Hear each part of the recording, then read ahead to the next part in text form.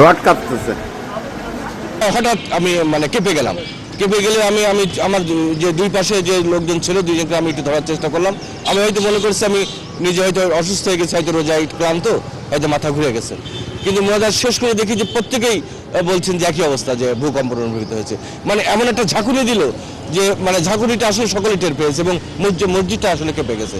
পরে যেটা জানতে পারলাম যে এটা হচ্ছে এই 5.3 মাত্রা ভূমিকম্প হয়েছে, যেটার কেন্দ্রস্থল আমাদের পার্শ্ববর্তী জেলা সাতক্ষীরা শাসন এলাকায়। ফরজ নামাজ শেষ করে আমরা ওই মোনাজাত করছিলাম। মোনাজাতে মসজিদের নিচতলায় আমরা বসেছিলাম। বসে থাকা অবস্থায় প্রথমে একটা বড় একটা ধাক্কা, আমি আশপাশে তাকালাম এবং দেখলাম যে না কোনো কিছু না, ভূমিকম্পই অনুভব করলাম। পরে আর একটা ধাক্কা দিল, বেশ জোরে ধাক্কা, বেশ ভয় পেয়ে উঠছিলাম, পড়ে যাওয়ার মতো অবস্থায়।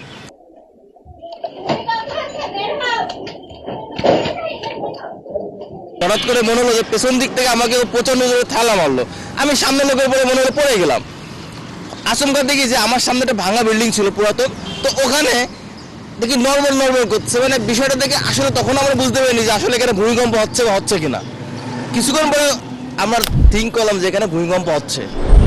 এত মাত্রার ভূমিকম্প আসলে আমি আগে কখনো অনুভব করিনি বা আমার কখনো ফিলিংসে আসেনি, যে এই প্রথম আমি অনুভব করলাম যে ভূমিকম্পটা এত জোরে হয়। এবং এটা যদি আমার মনে হয় যে 2 থেকে 1 মিনিট এরকম হতো, তাহলে যশোরের অবস্থা অনেক বেশি খারাপ হয়ে যেত।